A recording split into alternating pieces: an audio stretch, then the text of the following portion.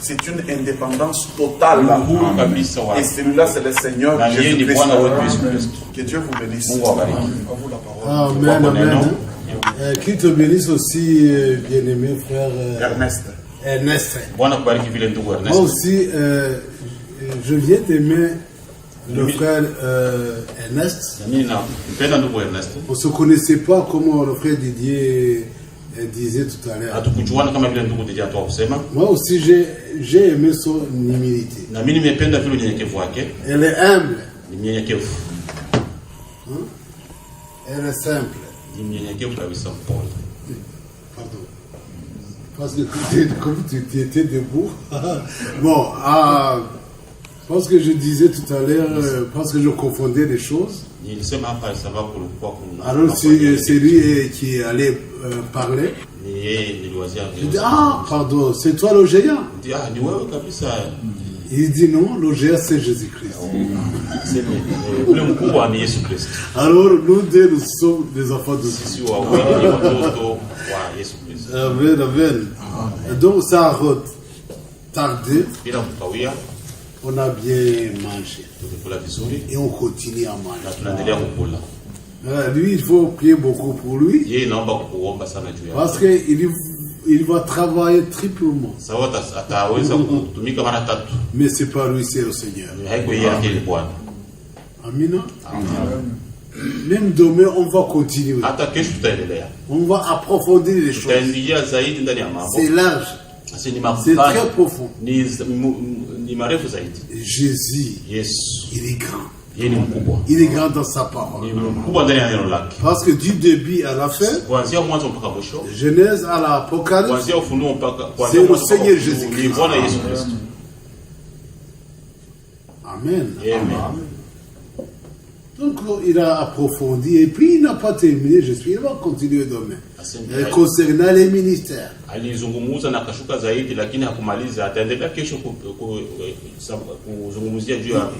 Et une fois, j'avais une convention au Rwanda.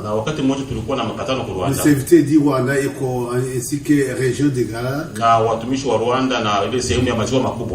Justement, on essaie de parler concernant les ministères de frère Branham et le ministère de frère Frank.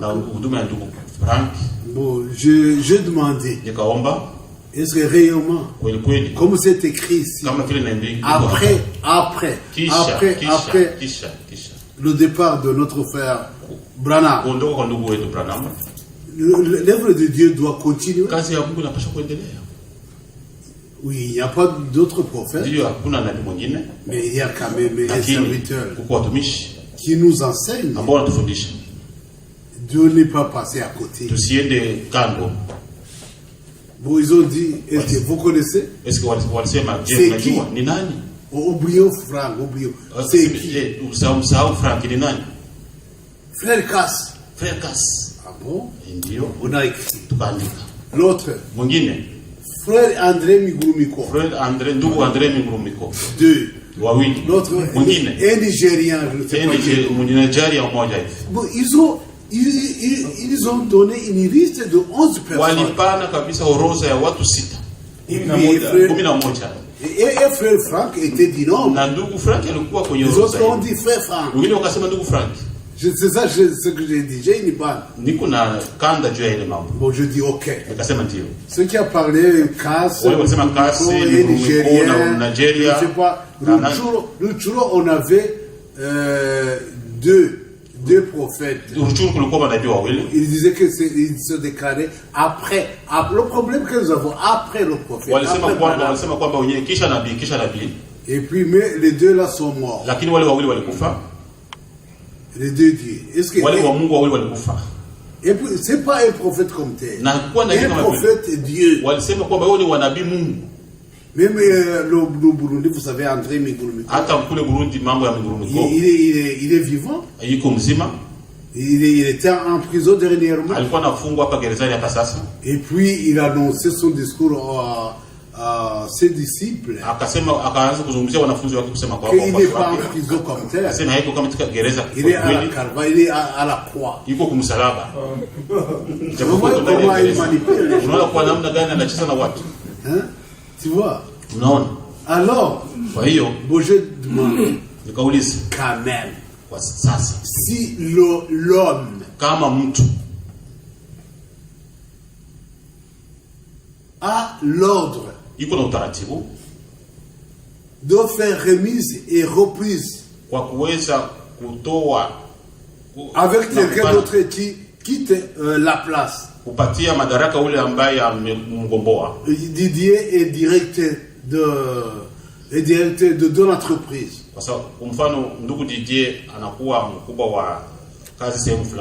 S'il va se reposer, ou s'il meurt, je ne sais pas, il y a Vianney qui va le remplacer. Malgré que j'ai gagné l'examen, malgré que j'ai passé l'examen, alors il faut quand même quelqu'un d'autre qui travaille avec lui ou les documents.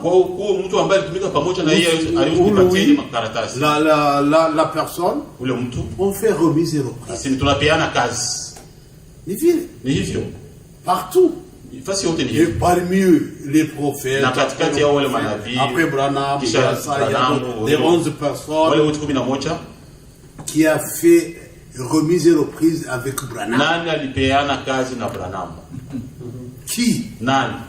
Personne. Moi, je suis témoin. Voilà les brochures. Ici, Branham a dit comme ça. Branham a confirmé. Lui, voilà. J'ai montré 3 brochures au cas. Plus ou moins vous, alors essayez de me montrer une brochure. Bon, alors, c'est lui, frère Frank, qui a fait remise et reprise avec Branham. Ils étaient ensemble, ils marchaient ensemble. Hein? Alors, voilà mes frères. Sauf les esprits mauvais qui nous empêchent d'avoir une révélation. Mais la réalité de la parole est au milieu de nous. Amen. Que Dieu vous bénisse. Bon, je cite la place. Mon frère, notre collègue, notre ministre, notre pasteur, notre frère. Je dis comme ça, je cherchais le nom. Kongolo. Je voulais citer son Kongolo. Voilà, Karibou. Approchez, frère. Dieu vous bénisse. Cette fois-ci, nous avons besoin de la prière du pasteur.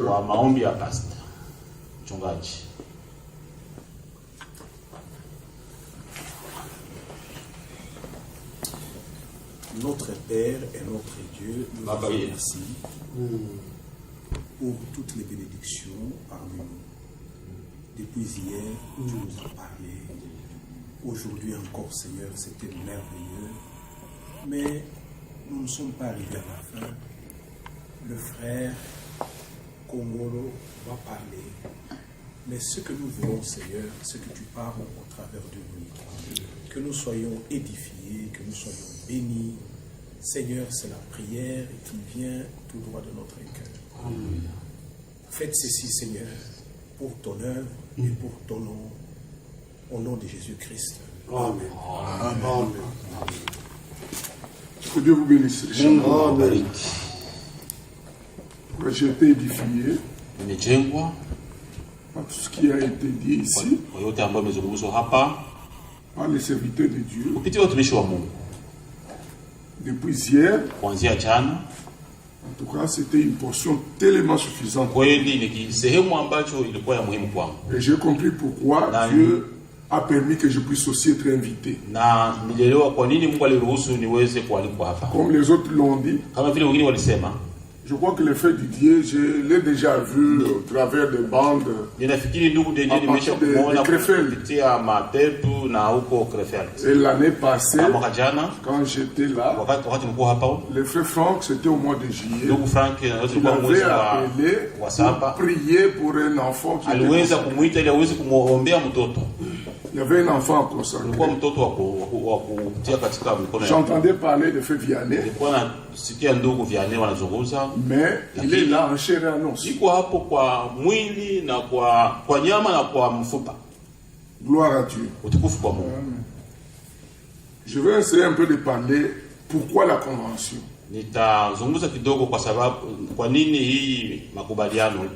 Pourquoi les conventions? Une convention n'est pas un tribunal là où on doit juger des assemblées, là où on doit juger des ministres ou les pasteurs qui ont mal agi. Alors les groupuscules commencent à se former. Non. Mais partager la parole.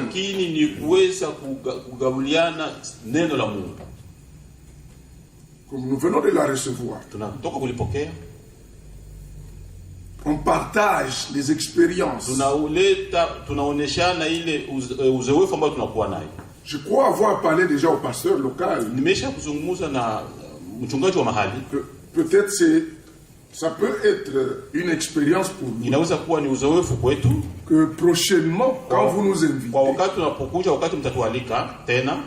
recevez-nous ensemble, nous en tant que ministres. Puisqu'ici ce n'est pas suffisant. Mais quand nous sommes ensemble, on partage même à 3 heures du matin. Si je suis à côté de frère Didier, je peux même le réveiller. Si je suis à côté du pasteur Vianney, je peux même le réveiller. Comment est-ce que tu comprends la chose? On s'édifie. Tandis qu'ici, il y a une ligne déjà bien tracée. Que Dieu vous bénisse. Alors, quand nous partageons la parole de Dieu, c'est pour parler le même langage. Afin que les fils et les filles de Dieu en bénéficient. Ce n'est pas pour nous. Nous nous réunissons. Nous avons ceux-là qui nous ont envoyés. Ce sont les fils et les filles de Dieu. Ils ont permis que nous puissions venir ici. C'est pour eux. Quand on marchait dans l'ignorance quelque part, pendant que le pasteur Vianney a parlé de quelque chose, je comprends que j'étais en erreur. Quand je rentre, je dois aller corriger. Je dois dire au peuple de Dieu, voilà là où nous avons. En tout cas, sur tel point, je ne connaissais pas ce point. Mais quand je suis arrivé à Norvège, voilà, on nous a montré. Et maintenant, à partir d'aujourd'hui, moi, ne regardez pas ma vieillesse, mais regardez à la parole. Amen. Nous devons nous humilier. Si Jésus s'est humilié, lui en tant que Dieu, il a pris la forme d'un serviteur. Il n'a pas voulu être égal à Dieu. Frère, ça c'est une humilité.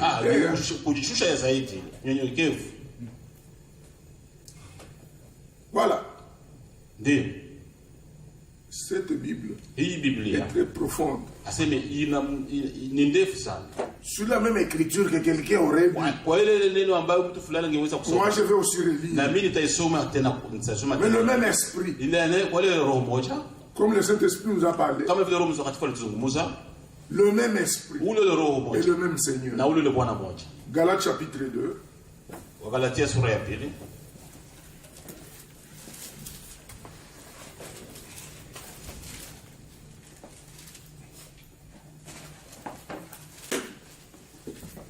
14 ans après, j'ai monté de nouveau à Jérusalem avec Barnabas. Ayant aussi pris Tite avec moi. Et ce fut d'après une révélation que j'y montais.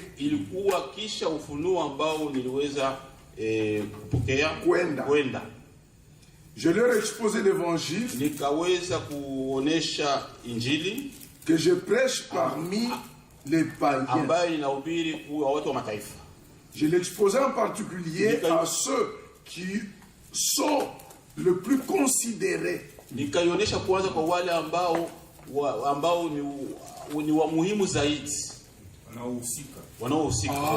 a des frères qui sont plus considérés. Voilà, le pasteur d'ici a été conduit de nous considérer. Mais nous n'avons pas quelque chose de spécial par rapport à eux. C'est une simple considération par respect à la parole de Dieu. Que Dieu vous bénisse. Amen. Paul aussi est allé chez les frères les plus considérés.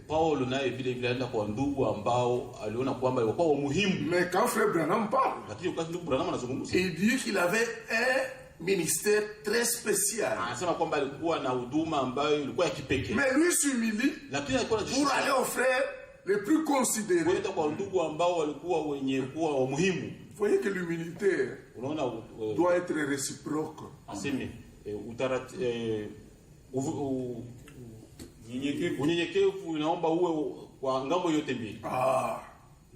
Je disais au pasteur Vincent que je voyais un enfant, il grandissait comme ça. Même physiquement, il grandissait. Mais maintenant, je lui disais que tu es devenu mon voisin. Oui, il est devenu mon voisin. Même mes enfants qui sont là-bas en Finlande, il y a ceux-là qui sont déjà grandis, certains se sont mariés. Vous devenez mes voisins. Je ne dois plus les gronder comme je les grondais quand ils avaient 7 ans. Non, ils sont devenus des responsables. Paul a considéré ces gens. Il a dit, je suis monté pour exposer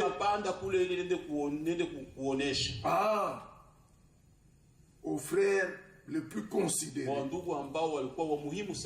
de ne pas courir ou avoir couru en vain. Nous venons ici, c'est pour nous compléter. Didier connaît en partie. Pasteur Vianney connaît en partie. Pasteur Vincent connaît en partie. Il y a le frère Eric, c'est le nom que j'ai retenu. Il connaît aussi en partie. Le frère Ernest connaît en partie. Mon frère Daniel connaît en partie. Et nous nous complétons dans le corps de Jésus-Christ. Même mon frère Akimal, il n'est plus là. Oh, il est là. Voilà. Vous pouvez courir en vain. Il y a même un message. Le prophète dit courir sans message. Vous ne connaissez pas pourquoi vous êtes appelé dans le message. Vous ne savez même pas qu'est-ce qu'est le message.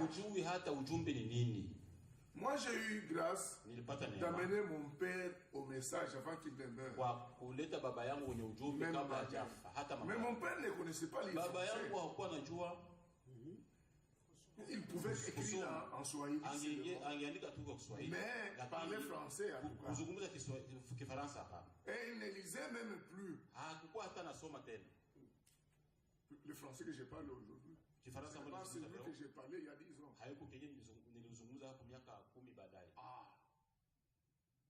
Mais néanmoins, mon papa croyait au message. C'est comme le pasteur Didier le disait. Le message est entre. Ce n'est pas les brochures que nous avons. Le message, c'est l'esprit. Amen. Ceux-là qui ont écrit la Bible, ils étaient poussés par le Saint-Esprit. Et quand nous croyons ce message qui est dans la Bible, le même esprit vient pour nous. Amen. Celui qui ne sait pas lire, il croit aussi au message. Amen. Le message, c'est quoi? C'est la parole de Dieu. Amen. Révélée pour votre temps. Amen. C'est ça le message. Amen. C'est le Saint-Esprit en vous et en moi. Quand nous avons le Saint-Esprit, c'est fini. Mais ce n'est pas fini pour la parole de Dieu. Mais c'est-à-dire, nous avons atteint le but du message. Ce n'est pas faire des conventions. Nous pouvons faire des conventions. Mais l'essentiel, c'est être baptisé du Saint-Esprit.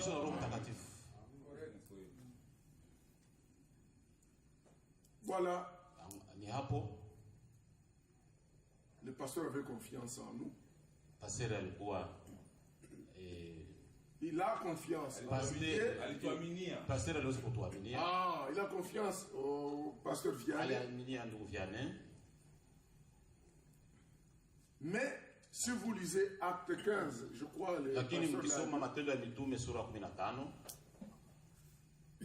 vous allez voir que tout le monde n'a pas parlé. Mais Pierre et Jacques ont parlé. À Jérusalem, la première convention. Ce n'est pas tout le monde qui a parlé. Lisez attentivement. Là, Acte chapitre 15. Pierre et Jacques ont parlé. Acte chapitre 15. Lisons les versets 8 et 9 seulement. 7 et 8.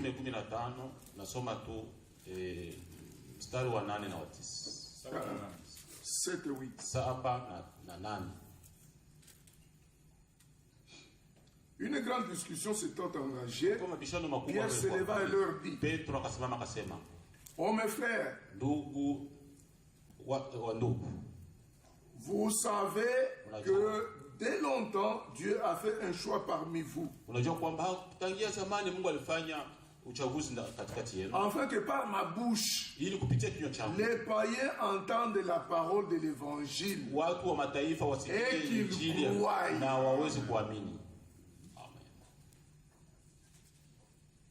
Verset 8. Et Dieu, qui connaît le cœur, leur a rendu témoignage en leur donnant le Saint-Esprit comme à nous. Amen. Verset 13. Lorsqu'ils eurent cessé de parler, Jacques prit la parole et dit: Oh mes frères, écoutez-moi. Que Dieu vous bénisse. Voilà les deux qui ont parlé. Ce n'est pas tout le monde. Comme nous avons entendu, Dieu est un Dieu d'ordre.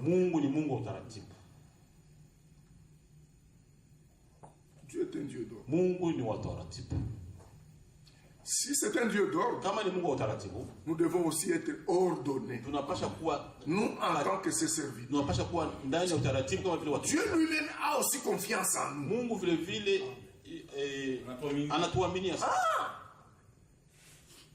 En appelant Vianney, en tout cas, il a regardé au Rwanda. Il a dit: non, je veux prendre ce vase ici. Il regarde en France. Il a dit: en tout cas, cet homme ici, c'est celui-là que je vais utiliser. C'est la confiance. Vous croyez que si Vincent invitait Frère Franck ici, vous croyez que moi j'allais accepter de parler? Non, peut-être la prière. Mais me mettre ici à côté de Frère Franck, là où il a enseigné que moi je viens ici. Non, c'est faux. C'est faux.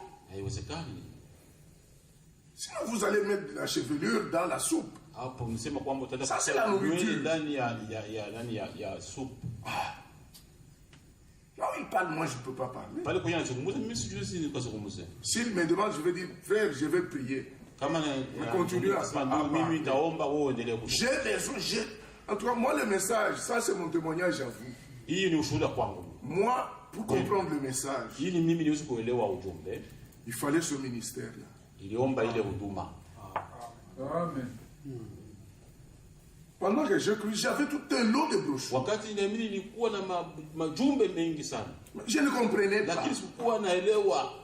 Voyez quand le frère Branham commence à prêcher. Il commence avec des histoires.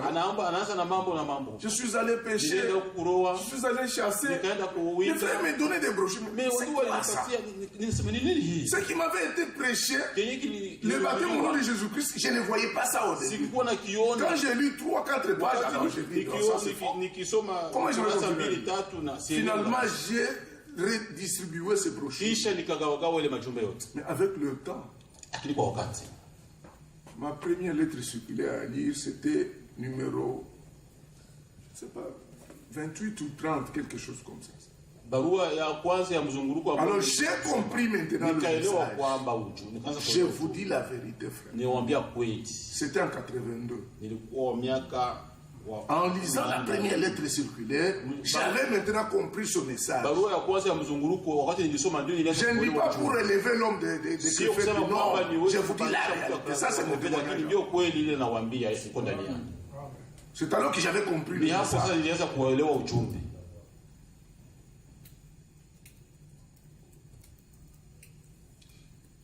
Alors, même le prophète, il en parle. Hein.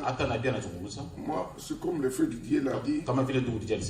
Moi, je ne peux pas payer un billet là où je dois amener tout un lot de brochures, non. Dans question et réponse du 12 janvier 61.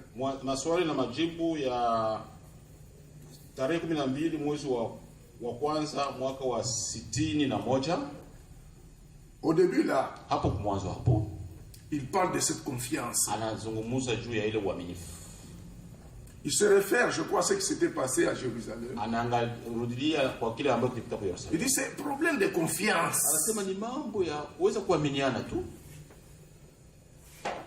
Qui connaissait Branham? Moi, je suis congolais d'origine. Quand Branham est mort, j'étais encore enfant. J'étais en 3e primaire. Je ne savais rien du message. Rien du message. Et quand j'ai vu les premières personnes à venir me prêcher, je me suis moqué d'eux. Puisqu'à ce moment-là, il parlait de 77. Année 77. J'ai compris que c'était l'esprit qui me conduisait moi. La fin du monde en 1977. Pourquoi? Pour eux, c'était le message. Alors qu'ils n'ont pas lu attentivement le message. Vous pouvez prendre une citation, vous ne pouvez pas la comprendre. C'était un groupe de gens, c'était à l'Ukraine. Des familles qui sont venues me voir. J'étais encore jeune. Moi, j'étais en 5e des humanités. Moi, je les croyais comme des témoins de Jéhovah. Le monde va s'arrêter. En tout cas, la fin du monde, c'est en 77. C'est en lisant les frères Franck que j'ai compris pourquoi 77 ans. Le frère Branham n'avait pas dit que la fin du monde sera en 77. Non. Il avait vu en vision un calendrier qui se fait. Et cela s'était arrêté en 77. Jusque-là, moi, je n'ai pas encore compris pourquoi. Ce qu'il avait vu. Mais puisque les gens, leur absolu, ce sont des brochures, le monde va s'arrêter en 77. Vous courez sans message. Vous courez sans message. Vous avez abandonné le message pour courir vite. Est-ce que ces gens-là peuvent se repentir? Il faut l'humilité, il faut la présence du Saint-Esprit. Pour arranger la vie, il faut l'humilité.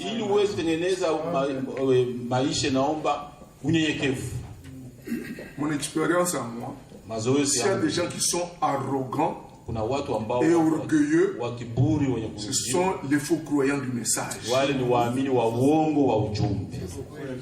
Vous allez trouver quelqu'un qui ne connaît rien, mais puisqu'il parle un bon français,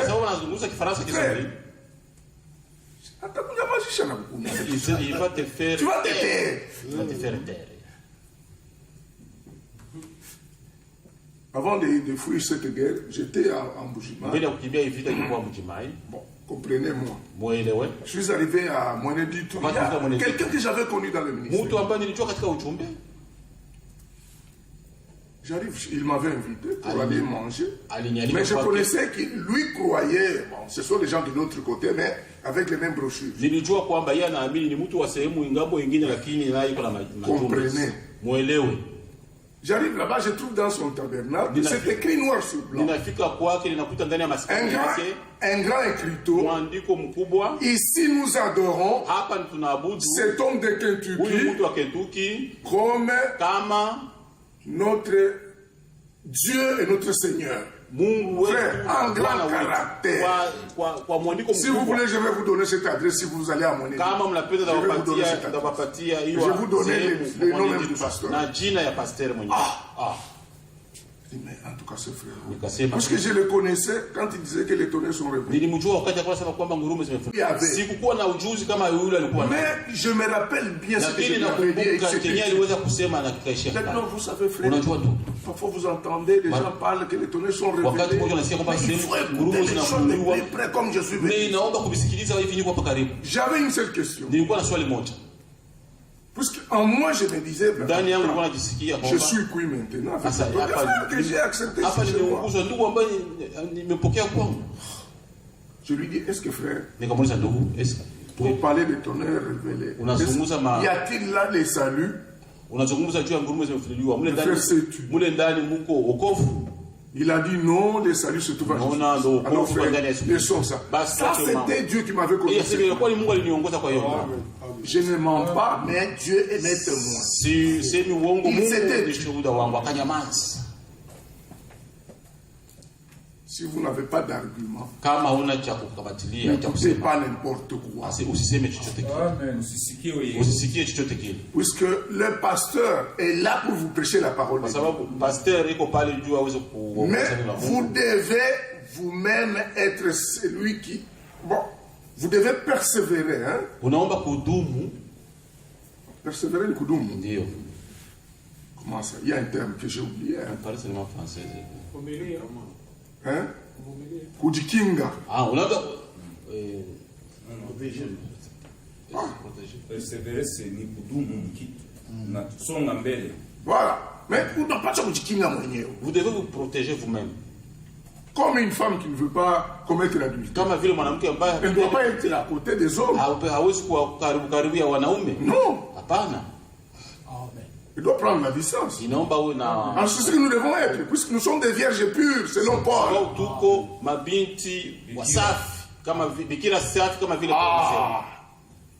Mais alors, nous devons savoir comment nous tenir. Toi, tu ne sais pas, tu n'as même pas la doctrine. Tu vacilles. Tu parles seulement du message. On peut vous donner cette brochure écrite le prophète envoyé de Dieu. Ce n'est pas Branham. Il y a une photo de Branham. Inkombe. Vous qui êtes venus de la Zambie, c'est écrit Inkombe. Ce n'est pas Branham. Vous lisez ça, vous allez même avec ça à l'église. Le prophète dit, vous mentez. Lisez attentivement, ce n'est pas Branham. Ce n'est pas Branham. Pourquoi nous devons tirer attention?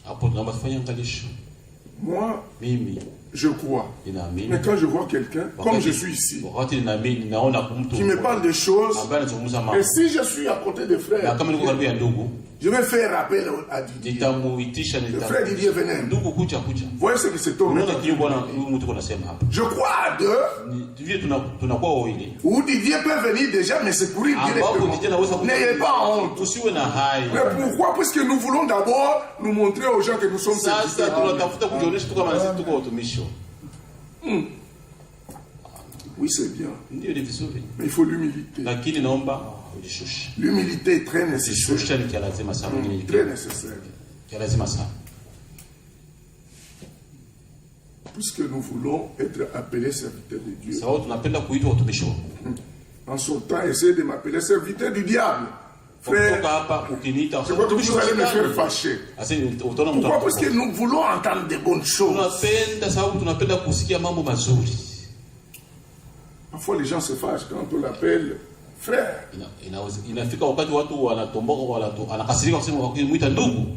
Frère, je suis serviteur de Dieu. Parfois, pour citer Dieu, c'est un peu difficile. Je suis serviteur de l'Éternel.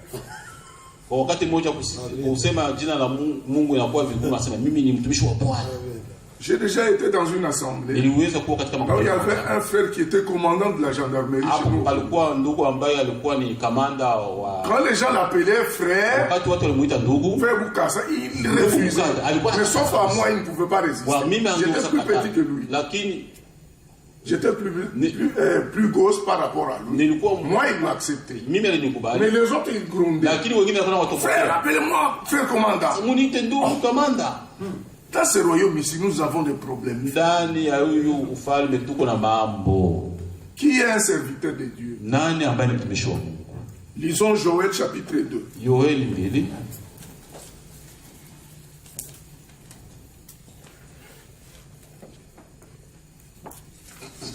Joël chapitre 2. Nous lisons les versets 28 et 29. Après cela, je répandrai mon esprit sur toute chair. Vos fils et vos filles prophétiseront. Vos vieillards auront des songes. Et vos jeunes gens des visions. Même sur les serviteurs et sur les servantes. Dans ces jours-là, je répandrai mon esprit. Un serviteur, c'est un terme, moi je peux appeler ça vague. Mais nous voulons nous élever avec ça. Selon la Bible, un serviteur peut être un esclave. Et c'est ce que nous sommes. Mais nous voulons nous élever seulement. Nous sommes des esclaves de Dieu. C'est la vérité. Et nous devons respecter le peuple de Dieu.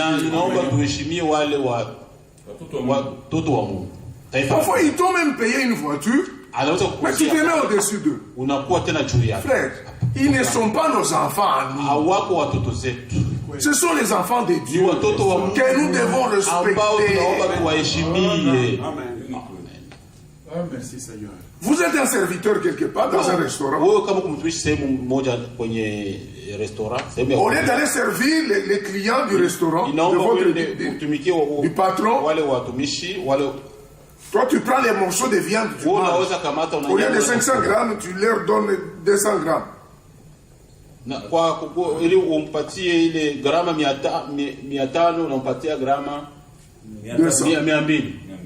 Ou bien vous donnez aux enfants du patron. Vous êtes serviteur dans la maison. Quand les enfants viennent de l'école, vous allez redonner la nourriture. Tu prends cette nourriture, tu dégraines là-bas. Les enfants mangent, mais ils ne sont pas rassasiés. Les papas sérieux viennent. Est-ce que Dieu, tu as mangé? Nous avons mangé, mais en tout cas, c'était les os seulement. Hein? Vianney, qu'est-ce que tu as fait? Vianney aura des problèmes. Oui. Il peut être même chassé. Mettons cela en pratique maintenant. Ces gens qui nous écoutent, ce n'est pas parce que nous sommes malins. Non, il y a des gens qui nous surpassent même pour les études qu'ils ont fait. Mais nous trouvons c'est la grâce. C'est la confiance. Moi, au Congo, j'ai enseigné dans une école primaire. Oui, il y avait un frère qui était ingénieur de la SNCC qui venait me chercher là où j'enseignais. Mais le directeur s'étonnait, il disait, mais avec cet ingénieur, qu'est-ce qu'il vient faire? C'est mon frère. Et il venait parfois, il ne venait pas pour me voir pour rien, il quitte son bureau, il vient pour une écriture. Pour ce qu'il disait, un ingénieur de l'université de Lubumbashi, IOC, ce n'est pas l'université d'aujourd'hui, IOC. Il lit les brochures, lui ne comprend pas. Mais quand il lit, il vient me voir.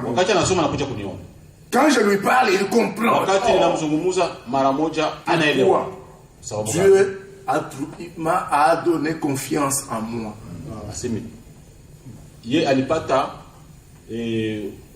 C'était une faveur seulement. J'étais devenu un don pour ce frère. C'est ce que nous devons être vis-à-vis de nos églises, de nos assemblées. Nous devons nous humilier. Romains chapitre 8.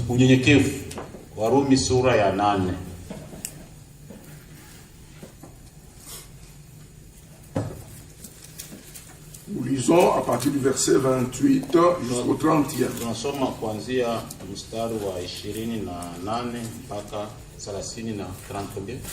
30e. Nous savons du reste que toutes choses concourent au bien de ceux qui aiment Dieu, de ceux qui sont appelés selon son dessein. Car ceux qu'il a connus d'avance, il les a aussi prédestinés à être semblables à l'image de son Fils, afin que son Fils soit le premier-né de beaucoup de frères. Et ceux qu'il a prédestinés, il les a aussi appelés. Et ceux qu'il a appelés, il les a aussi justifiés. Et ceux qu'il a justifiés, il les a aussi glorifiés. Il faut parcourir toutes ces étapes-là. Puisque tout concourt au bien de ceux qui aiment. Pour que Dieu t'appelle, toi serviteur de Dieu, et te donne un ministère, tu dois d'abord répondre à l'appel du salut. Le salut de ton âme. Parfois nous faisons des raccourcis.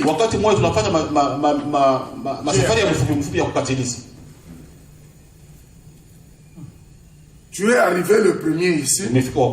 Tu connais parler les Norvégiens. On t'appelle. On vient te prêcher. Tu viens ici, tu te fais un serviteur. Tu vas t'arrêter. D'abord le salut de ton âme. D'abord le salut de ton âme. Si tu n'as pas reçu l'appel du salut de ton âme, tu vas faire plus de mal que de bien. Tu vas faire plus de mal que de bien.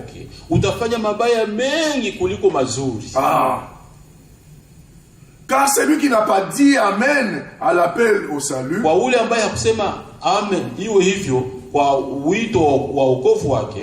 cet Amen comprend d'abord la foi. Cette foi dans la mort et la résurrection de Jésus. Voilà un Amen. Voilà comment quelqu'un peut parcourir ces étapes-là. Tu es appelé. Tu acceptes. Tu es justifié. Mais maintenant, nous voulons nous justifier nous-mêmes. C'est le Saint-Esprit qui te justifie. Parfois, les gens mentent. Vous venez au Congo, vous n'aviez même pas une église. Mais tu viens ici, non? Vous savez. Moi j'ai laissé une église. Il ne faut pas mentir. Moi par exemple, je ne peux pas me vanter de l'église que je viens d'abandonner dans un camp de réfugiés. J'ai trouvé quelque chose là-bas. J'ai trouvé quelque chose au camp. Ils ont même construit, ils ont laissé les murs à ce niveau. Nous avons construit. C'est le frère qui a commencé ça. Qui est-ce? C'est ici.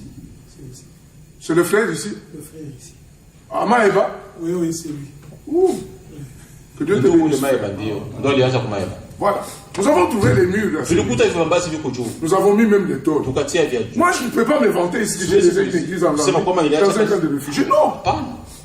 Non. J'ai édifié. Mais au Congo, là, je vais te dire que j'ai laissé une église. Je vais te dire que j'ai laissé une église. Quand vous allez là-bas, en tout cas, si vous dites que le frère congolais vous a salué, tout le monde, peut-être les gens vont commencer à dire. Mais ici, au camp en Zambie, là où j'ai fait 17 ans, non, c'est faux. C'est faux. Je ne peux pas me vanter de cette église. Parce qu'il y a, d'ailleurs, avoir une église, c'est quoi? Être ministre, c'est quoi? C'est avoir la doctrine. Si tu vacilles avec les brochures, tu vacilles. Quelqu'un te dit les tonnerres sont révélés. L'autre vient, non frère, tu vois ici. Le prophète a dit en 65 avant sa mort. Il dit que je vais prêcher maintenant sur le tonnerre. Mais il meurt. Où sont les tonnerres révélés? C'est une contradiction. Oh non frère, nous devons accepter. Accepter les prophètes, c'est accepter la parole de Dieu. C'est accepter la parole de Dieu. Il prend soin de vous. Le prophète dit ceci. Je crois au paragraphe 6 et 7. Non, paragraphe. Alors il y a un frère qui a posé la question. Il dit, frère Branham, hier en prêchant, moi je vous ai compris comme si vous avez prophétisé qu'au sud des États-Unis d'Amérique,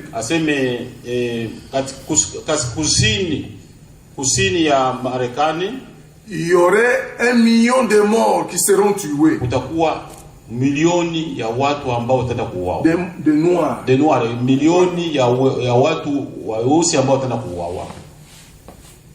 Le frère saisit la question. Il dit non, attention frère, faites attention. Il n'y a que du côté humain quelque chose qui viendra de Dieu vous sera annoncé comme étant les ainsi dit le Seigneur. C'était son opinion. Comme il y avait cette ségrégation là aux États-Unis. Ségrégation raciale. Voilà.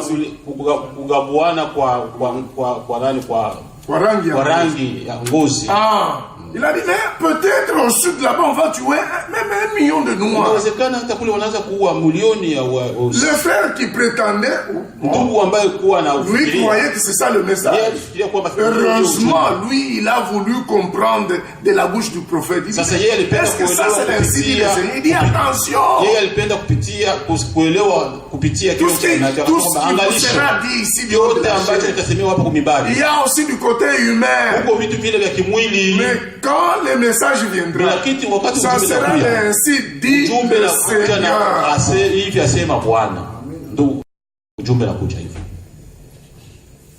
Moi, quand vous me prenez une brochure, vous me lisez, je vais faire semblant de s'écouter. Je dois scruter moi-même. C'est comme les pasteurs Didier. Je crois que Vincent connaît ce frère-là. C'était un commandant militaire des marins, là où nous avons été. Lui avait cru le tonnerre révélé à Regini. Un licencié en anglais. Un licencié en anglais. Qui lisait les brochures en anglais. Il me dit que, pasteur, dans ces choses ici, il n'y a que la ruse. Il me parle de son pasteur que je ne veux pas citer. Il faisait la ruse en lisant. Parfois il dit, prenons 7e saut. Il lit là-bas. Il prend aussi là-bas. Vous n'allez pas discuter. Vous voyez, c'est clair. Le prophète a dit que c'est révélé. C'est révélé où?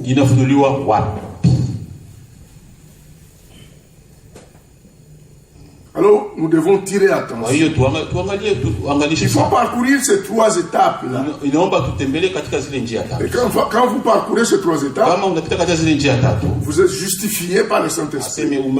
Vous êtes sanctifié par la parole de Dieu. Et puis vient maintenant le temps d'être glorifié. Dieu vous glorifie en vous donnant un signe qui n'est autre que le Saint-Esprit. Et vous n'allez pas quelqu'un qui s'élève souvent pour dire n'importe quoi. C'est un signe qu'on n'en a pas encore. Mais parler avec une voix autoritaire, comme je fais, cela ne veut pas dire qu'il est orgueilleux. Non, discernez seulement l'esprit quand quelqu'un parle. Quelqu'un peut vous parler. J'ai connu un médecin qui lui croit à tout. Quand il va là où les gens disent que les tonnerres sont révélés,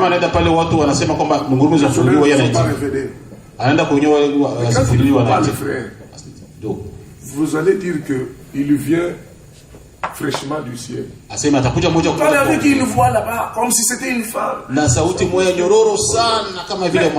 Pour ne rien dire. C'est pourquoi être ministre, c'est avoir une doctrine. Avoir une église, c'est placer la doctrine dans cette église.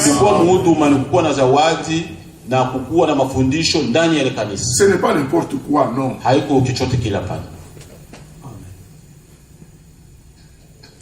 L'appel de Dieu ne se négocie pas.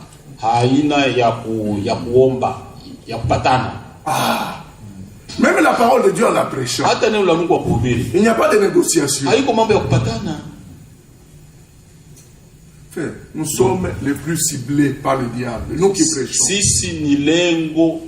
Le diable nous vise, nous. Le diable nous vise. Alors, vous devez être humble vis-à-vis de la parole de Dieu. Pour que Dieu puisse vous épargner. Si vous vous élevez, vous allez faire autre chose. Vous allez tomber dans l'adultère. Il y a 3 choses qui font tomber. L'orgueil, la popularité vient avec l'orgueil. Et la Bible dit que l'orgueil précède la chute.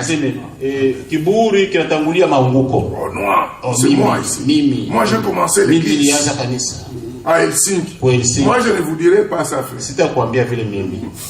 Je ne vous dirai pas ça. Les tonneristes qui sont à Helsinki, ils m'aiment même jusqu'au jour. Et parfois ils m'appellent, je vais prêcher. Un blanc, le pasteur Matt, c'est un blanc. Oui. La fois passée, quand nous avons pris part à la Sainte-Seine, c'est lui qui m'avait payé le vin. Il n'avait pas payé. Ça vient de Jeffersonville. Pour eux, c'est comme ça. Et avec moi, très bien. Je ne fais pas beaucoup de bruit. Mais il y a d'autres Congolais qui sont arrivés, qui professent que les tonnerres sont révélés. Ça fait déjà 2 groupes qui sont sortis. Professer croire la même chose. L'appel et la parole de Dieu ne se négocient pas. Quand Dieu t'appelle, Tu peux chercher à faire un contrat comme nous avons entendu là-bas. Mais ce n'est pas une négociation. Non,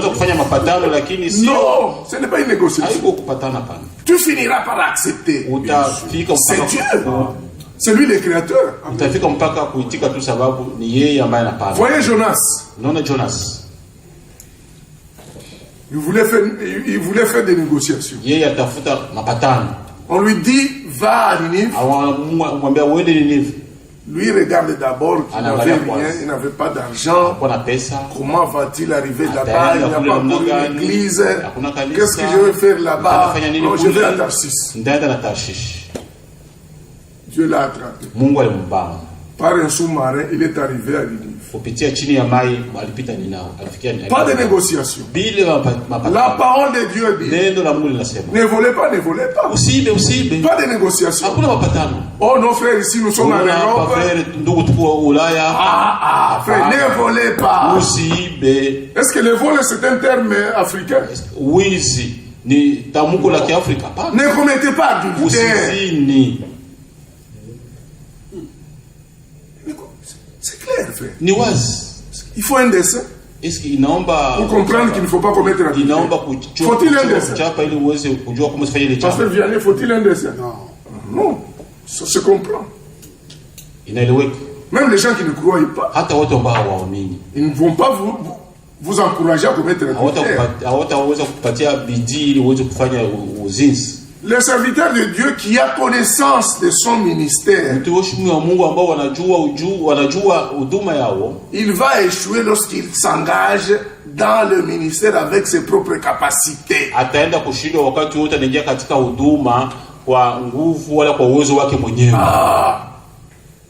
Dis-moi, je vais faire ça. Tu vas échouer. Un serviteur de Dieu, c'est celui qui s'humilie à son maître, à son patron. S'humilier, c'est quoi? C'est obéir d'abord à la parole de Dieu. L'humilité va de pair avec l'obéissance. L'obéissance.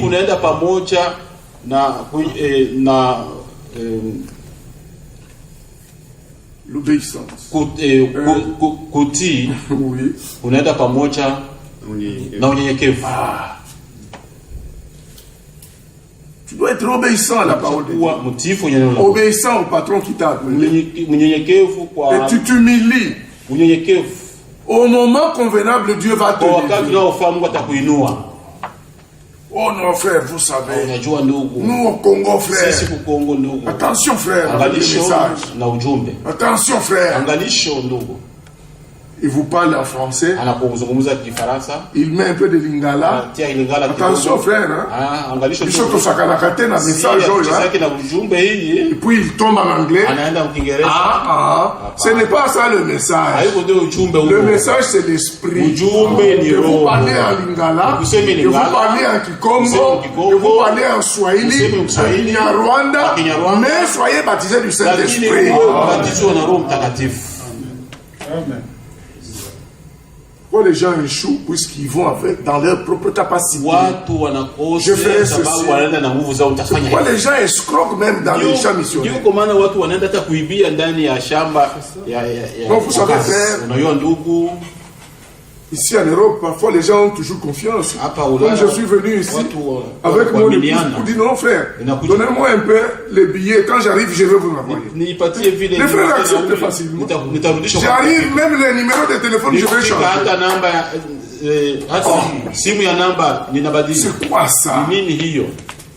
Ça fait honte. Ça fait honte. Avec nos propres capacités, nous allons échouer. Mais avec l'aide de Dieu, nous aurons du succès. Comment avoir cette aide? C'est dans la prière. Il y a des serviteurs, les gens qui s'appellent serviteurs, ils ne prient même pas. C'est vrai. Mais il peut prendre son téléphone pour montrer aux gens de l'Afrique qu'il est en Europe. Il peut parler pendant 2 heures. La prédication, il fera 25 minutes. Prier, il ne fera pas. Sauf à l'église, prions. Il prie 2 minutes. Il va même ouvrir la bouche pour bailler. Si on n'agit pas, tu es rassasié de l'air. Ce qui n'est pas juste, frère. Il faut qu'il ait attention. Cette œuvre, c'est l'œuvre de Dieu. Ici en Europe, c'est l'œuvre de Dieu. Ce n'est pas votre œuvre. Ce n'est pas une œuvre familiale. Non. C'est l'œuvre de Dieu. Quand vous prenez les choses comme cela, vous allez échouer. Vous allez échouer. Nous devons être des gens de prière. Vous devez prier beaucoup. Pas parler beaucoup, mais prier. La Bible dit prier sans cesse. La Bible ne dit pas prêcher sans cesse. Mais aller dans le monde, prêcher la bonne nouvelle. Mais prier sans cesse. Que Dieu vous bénisse.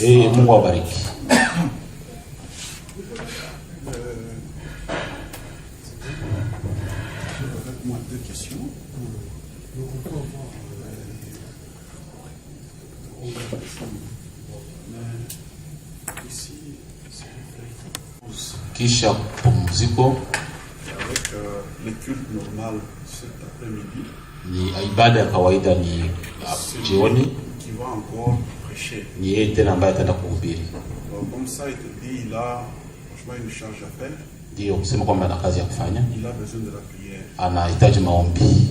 On nous a franchement donné toutes les techniques pour être serviteur. Wametupatia namna yote ya kuweza kuwa mtumishi wa kweli. Tusisahau maombi. Et ça c'est quelque chose que nous devons franchement y penser. Na hiyo ni jambo ambayo kweli kweli naomba tufikirie. Depuis que nous sommes venus en Europe, tangia tuko hapa tumekuja Ulaya avec nos activités, pamoja na kazi zetu, le manger, kukula, il est difficile pour des enfants de Dieu de prier. Ni vigumu kwa watoto wa Mungu kuomba. Si le serviteur de Dieu lui-même qui conduit ne prie pas, kama mtumishi mwenyewe mwenye kuongoza haombi, toute l'église ne va pas prier. Kanisa lote haitaomba. Nous devons franchement y penser. Inaomba kweli kweli tulifikirie. Comme l'Esprit l'a dit, kama vile Roho amesema, en retournant dans nos assemblées, tukirudia katika makutano zetu, vivons ce que nous avons entendu. Tuishi kile ambacho tumesikia. Et dont les brebis que Dieu nous a donné comme charge. Na tusaidie vile kondoo za Mungu ambayo ametupatia kama vile jukumu. Nous avons 8 minutes. Tuko na dakika 8. Je vais accorder la parole au frère Vianney. Nitapatia neno ndugu Vianney. Les éclairs